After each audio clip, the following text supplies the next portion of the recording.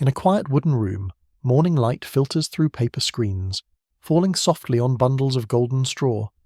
The air carries the scent of earth and dried grass. A craftsman sits cross-legged, holding a large curved needle, his hands moving in slow rhythm, threading, pulling, knotting. There is no machinery, no noise, only the gentle scrape of straw, the faint creak of wood, and the sound of breathing. In medieval Japan, crafting a single tatami mat was not just labour. It was a ritual of patience, purity, and respect for the home itself. Tatami first appeared in Japan during the 8th century, when it was a privilege reserved for nobles and high-ranking priests. At that time, it was not yet the full flooring we recognise today, but thin, portable mats placed beneath the knees or used for sleeping. Over centuries, as architecture evolved into the wooden shoin-style houses of the samurai and aristocrats, tatami became the very foundation of Japanese life. More than a mat, it was a measure of refinement. A room's status was defined by how many tatami it contained: 6, 8, or even 12 for the truly elite. Every social ritual, from the tea ceremony to the writing of poetry, unfolded upon its woven surface. Made entirely from natural materials, rice straw, rush grass and linen thread, tatami symbolized harmony between people and the earth. It absorbed sound, moderated humidity, and created an atmosphere of calm order. To walk barefoot upon it was to step into silence, to return, even for a moment, to the simplicity and balance that defined medieval Japanese philosophy. Rice straw, the inner body of tatami, began its life in the golden fields after harvest. Farmers cut and bundled it by hand, drying the stalks thoroughly beneath the soft autumn sun until they turned pale and crisp. The straw had to be clean, dry, and straight. Any dampness could invite mould, an offence to the purity of a household. Alongside rice straw grew egusa, the fine rush grass that formed the tatami's smooth surface. In medieval times, it was cultivated with great care in regions like Kumamoto and Shiga, where the soil and humidity produced the longest, most flexible blades. Harvesting was done in midsummer, when the air was thick with heat and the scent of wetlands. Workers gathered the tall grasses by hand, washing them in clear river water, before laying them out in the breeze to dry. Each blade of egusa was sorted by length and colour. Only the most uniform were chosen. These would later be woven into the mat skin, their faint green hue glowing softly in the light of a Japanese home. The preparation of these materials was as much a meditation as a task. To the medieval craftsman, purity of substance mirrored purity of spirit. Every stalk and strand was a prayer offered to the craft itself. At the heart of every tatami lies its core, the tatami doko, a dense bed of rice straw that gives the mat its firmness and warmth. In medieval workshops, this core was made entirely by hand. Craftsmen laid bundles of dried straw on the ground, layer by layer, until they formed a thick cushion roughly 5 to 10 centimetres deep. Using hemp or flax cords, the straw was tied tightly into rectangular form. The craftsman would kneel, pressing the straw with wooden mallets, or stomping gently to compress it evenly. This step required strength, rhythm, and experience. Too much pressure would make the mat hard and brittle. Too little would leave it uneven and soft. The goal was perfect balance, a surface that was resilient yet comfortable underfoot. When finished, the tatami doko was smooth, springy, and fragrant with the smell of grain. It was considered the heart of the tatami. If it was imperfect, the entire mat would fail to honour the purity of the room. The craftsman often worked in silence, guided not by tools of measurement, but by touch, sight, and intuition. Each core was then left to rest and breathe before moving to the next stage. This simple act, layering straw, binding, pressing, reflected a deeper truth in Japanese craftsmanship, that mastery comes not from haste but from harmony between the maker's hands and the materials of the earth. If the straw core is the heart, then the tatami omote, the surface cover made from egusa, is its face. In medieval Japan, this weaving was a specialized art passed down within families of mat weavers. The process began with long, supple blades of egusa dried under shade to preserve their faint green tone. The weaver sat before a wooden loom, the air filled with the faint scent of grass and thread. With slow, rhythmic motions, they interlaced each blade with linen or cotton thread, creating a tight, shimmering fabric. The sound was soft and hypnotic. Shh, shh, as the shuttle glided back and forth, echoing like quiet breath. Each row required precision. The distance between threads determined not only the look but the durability of the surface. When woven correctly, the emote reflected light gently, its texture cool to the touch. This was not only beautiful but practical. Igusa contains natural oils and fibres that resist moisture and purify the air, filling rooms with a clean, earthy aroma. By the time the weaving was done, the matte face looked alive, green, fresh, and faintly glossy, like a calm pond at dawn. In its pattern, symmetry, and quiet beauty, the tatami emote embodied what medieval Japan revered most: simplicity refined through devotion. Once the straw core and the woven surface were ready, the two were joined in a process that demanded both precision and patience. The tatami emote was carefully laid over the tatami doko, its edges aligned perfectly so that not even a hair's breadth was uneven.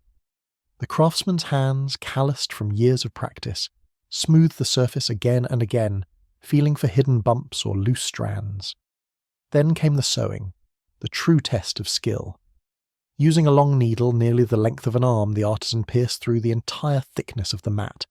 Each stitch passed through straw, thread, and rush, then back again, binding all layers together into one living whole. The thread used was thick hemp or linen cord, drawn tight with every pull.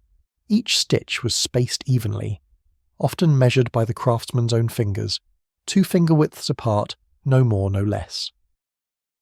The work was slow and meditative. Every sound, the creak of straw, the pull of cord, the sigh of breath, echoed through the quiet workshop. To outsiders it seemed monotonous, but to the craftsman it was a sacred rhythm. A single tatami could take half a day, sometimes an entire day, to complete by hand. When finished, it lay flat and firm, breathing faintly of rice fields and summer air, a piece of nature tamed by human devotion. The final and most symbolic step was attaching the border, the tatami berry. Made from silk, linen, or dyed hemp cloth, the border framed the mat like a signature, defining its identity and the status of its owner. In medieval Japan, pattern spoke silently of rank. Nobles adorned their tatami with embroidered crests or geometric motifs reserved for the court. Monks and scholars preferred plain, uncoloured fabric, a sign of humility and restraint. For the common folk, simple indigo or black borders sufficed, sturdy yet modest. The craftsman aligned the border perfectly along the edges, folding it sharply at the corners. Using fine needles and linen thread, he stitched it by hand, ensuring each seam was straight and invisible. A border even slightly crooked was seen as furei, a lack of respect. The alignment of the berry symbolized discipline and moral balance, reflecting the Japanese belief that beauty lies in order. When the border was finally secured, the tatami transformed from a piece of straw and grass into something noble. It was no longer mere flooring, but a silent witness to life, to footsteps, tea rituals, and moments of reflection. The tatami berry sealed not only the edges of the mat, but also the dignity of the home it would soon inhabit. By the late medieval period, tatami had evolved into a system of precise measurement and social order. The standard mat used in Kyoto was called kyoma, measuring approximately 0.955 by 1.91 meters. Its size was not random. It reflected centuries of architectural refinement, designed to fit harmoniously within wooden beam structures and sliding door frames. Different regions developed their own variations. Edoma mats in eastern Japan were slightly smaller, while chukyoma used in central provinces had unique proportions. The choice of mat type was not only practical but cultural, marking distinctions between courtly traditions and regional identities. Rooms in Japan were and still are measured by the number of tatami mats they could hold. A 6-jo room meant 6 tatami mats. A 4.5-jo room, a humble living space for meditation or reading. The arrangement of mats followed strict patterns known as auspicious layouts, never placing 4 corners to meet in the centre, as that number was associated with death. To the Japanese mind, even geometry carried spiritual significance. Every angle, every seam represented the balance between nature and human design. The tatami was not simply fitted into a room, rather, the room was built around it. In this quiet logic of proportions, medieval Japan found beauty not in excess, but in precision and restraint. To step barefoot onto a tatami was to feel the pulse of nature beneath one's feet.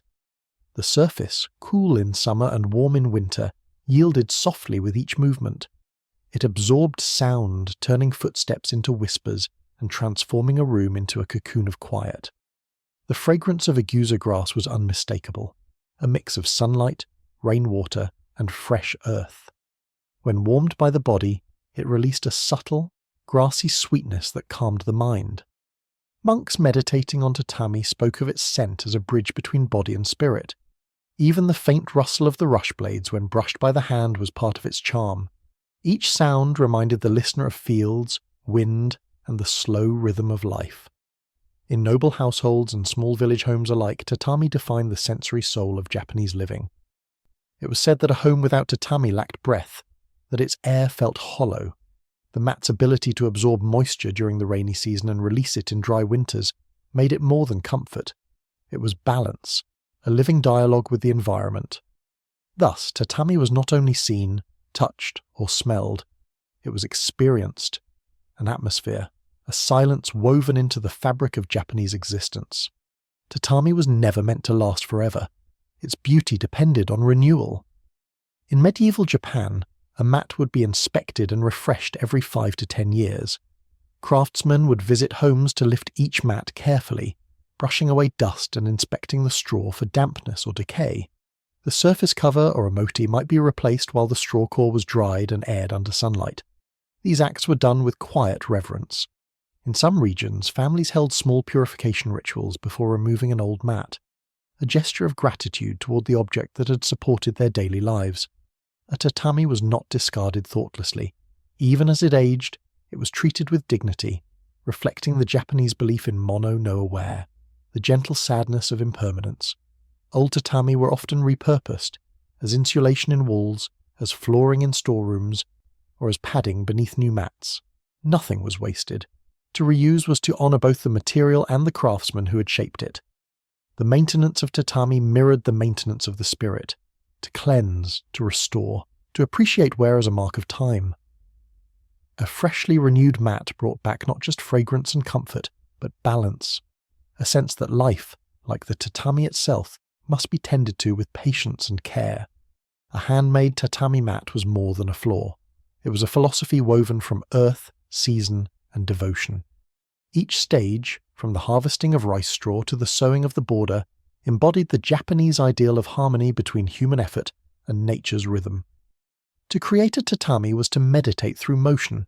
Every knot tied, every blade aligned, every thread pulled was an act of mindfulness. The result was not just a product but a quiet world where time seemed to slow, where the ordinary became sacred. When one stepped upon tatami, one stood on centuries of tradition, on the patience of farmers, the precision of artisans, and the calm dignity of a culture that found beauty in simplicity. Even today, the scent of agusa carries whispers of medieval Japan, fields bathed in sunlight, straw drying in wind, and the craftsman's silent vow to perfection. To touch a tatami is to touch the soul of a civilization that believed purity was not achieved through luxury, but through care. In its woven layers lies a truth as soft as the mat itself, that serenity is handmade,